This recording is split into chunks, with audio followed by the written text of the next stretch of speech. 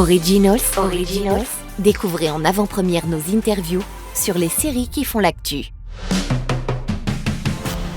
Aujourd'hui, dans cet épisode d'Originals, nous sommes avec Joseph Sikora, plus connu pour son rôle de Tommy Egan dans Power. Son propre spin-off intitulé Power 4 Force démarre enfin sur Starzplay, la plateforme qui héberge également les autres spin-offs, à savoir Ghost et Raising Cannon. So, hello, Joseph. Hello. After 6 seasons of Power, so Tommy has his own show. Congratulations, of course. Thank you so much. Yay. How different is the Tommy from Power and the Tommy in Force? You know, did you approach your character differently? No, I think to me, I wanted to make sure that I kept it as exact and the same. I think that the difference will be the cast of characters that surround Tommy. And then also Tommy's situation right now, because when he left New York, he left without anything. He left with a bag of money, some guns, few changes of clothes, and a hope and a dream. And other than that, it's the same Tommy. So I love the poster that says different rules, different city, same Tommy. So I think that the audiences won't be disappointed because it's the same guy. It's just very new situations. So he has to learn this new city. And it's going to be a lot because, you know, Tommy is very New York. So it's going to be hard to take. I don't think you can take the New York out of Tommy, but you can take the Tommy out of New York. Yourself, you're from Chicago, is that right? Originally, so yes. So is that coming back to your hometown? You know, how happy are you about shooting in Chicago?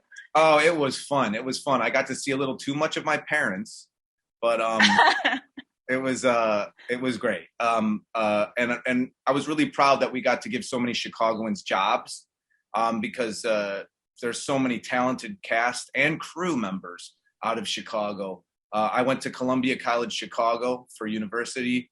So it was amazing to have people coming out of that school who were able to be on the show. So I was really proud.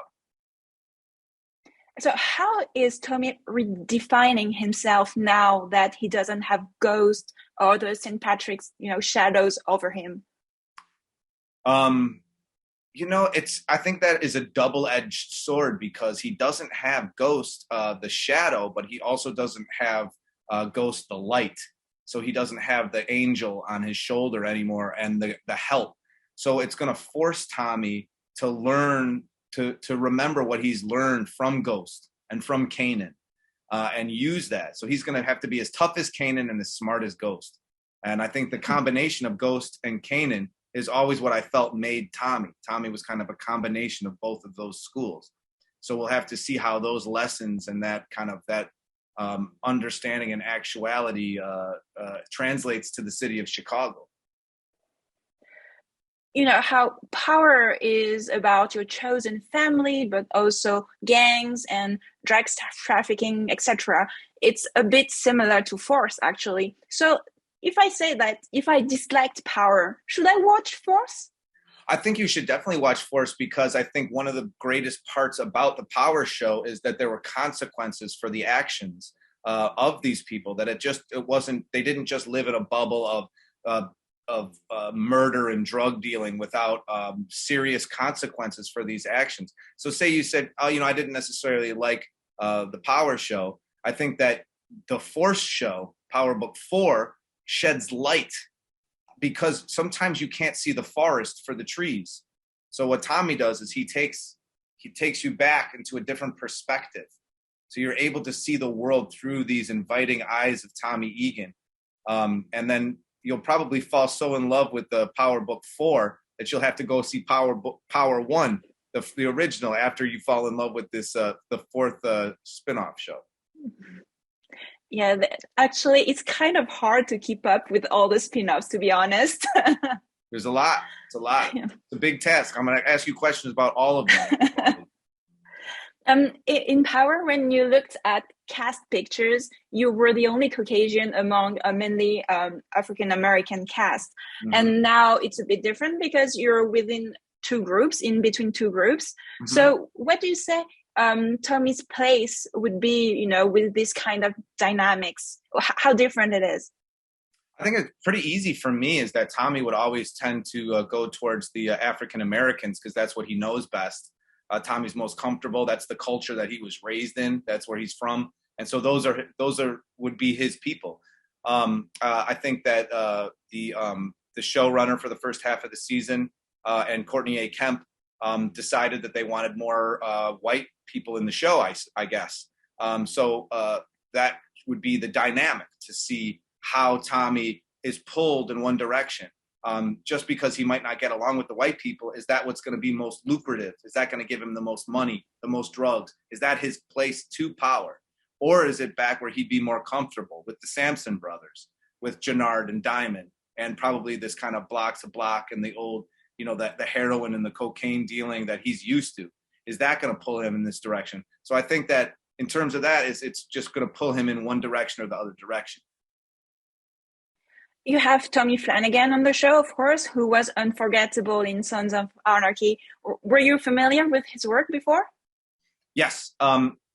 I love Tommy Flanagan. I'm a Tommy Flanagan fan, and now I'm a Tommy Flanagan friend. I consider myself very lucky to have had the opportunity to work with a great actor like Tommy Flanagan. He's fantastic in the show, and he's just yet another reason to watch Power Book 4 Force. Nice catch, yeah. You've guest starred on numerous shows before. Is there one experience in particular that stayed with you the longest? Yeah, I would say that The Heart She Holler, which was a show on Adult Swim, was my favorite job. It was so much fun, so many laughs, so much to learn. Patton Oswalt is such a brilliant actor and comedian, and to learn so much from him, and the great John Lee and Vernon Chapman, who were the creators and directors, were so fun and inviting, and it was just a special thing. And then, quite honestly, I also loved playing Ginger in True Detective. Cary Fukunaga, I think, is just a phenomenal director, and certainly one of the greats of my generation. So that was a real luxury. And Matthew McConaughey, to act with him, I mean, it was a blast. I would do it again in a heartbeat. What made you say yes to this spin-off? Because you've already spent, that many years with your character. So aren't you fed up with him? I think that I said yes to the spinoff because I think there's more to discover with Tommy Egan. As three-dimensional as the character is, I think that as much as Tommy's a three-dimensional character, I think that there's still so much more to discover about him because of how extreme we find him at the end of the Power show. Nobody else do we find that's as low-laying, and I think that has endured the emotional consequences of the world that they've lived in. So now that Tommy, because we have Ghost, which is happening right now, and we have Raising Kanan, that is a prequel that has happened in the past. Well, some aspects of the Power Book 4 Force show is that you're getting to see something happening in real time, but what would happen? How did Tommy become Tommy? Now that Tommy has nothing, what are the elements that Tommy needed to become the guy that we saw at the end of Power? Now that he has nothing, we have to get to go inside his mind and see how he got there.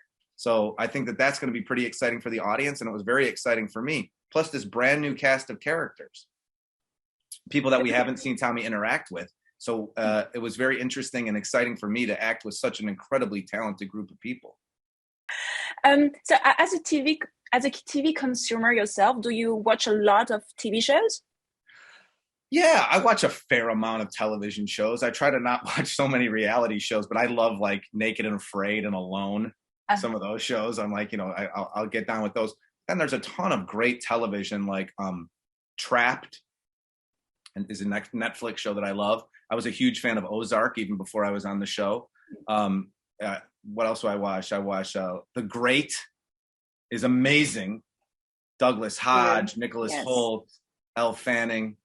That's a brilliant show. And also, I really like Hightown on Starz is another. And and just to conclude, what's the last show that you've binge watched? I binge watched Raising Kanan to make sure that I got caught up. So if 50 asked me anything, I would be super up to date. Plus, I love Raising Kanan. I think they got the 1990s New York down so well. And Randy Huggins, who is the showrunner of that show, Heather Zulke, who is the co-EP, just a brilliant writers of BMF. I caught up on BMF and Raising Kanan. Raising Kanan's showrunner is also a brilliant writer named Sasha Penn, who wrote on the first season of Power as well. And it's so much corporate. Fun. Oh my God! All Stars shows. Okay, got it. But they're good shows. And look, I was raised on hip hop, and man, I get my fill. I get to watch Method Man and Mary J. Blige on the Ghost Show. I get to see Joey Badass, who's amazing on Raising Kanan. You get Little Meats. You get all these great guys, and all wrapped up into one. 50 has done an amazing job. They are addictive, to be honest. I mean, the fandom behind those shows are incredible. So I have to say, so thank you very much for this interview. I'll just finish with a few French words again. Alors, on était avec Joseph Sikora à l'affiche de Power 4 Force qui démarre le 6 février sur Starzplay. Et moi, je vous dis à bientôt avec un nouveau Originals. Merci. Originals. Découvrez en avant-première nos interviews sur les séries qui font l'actu.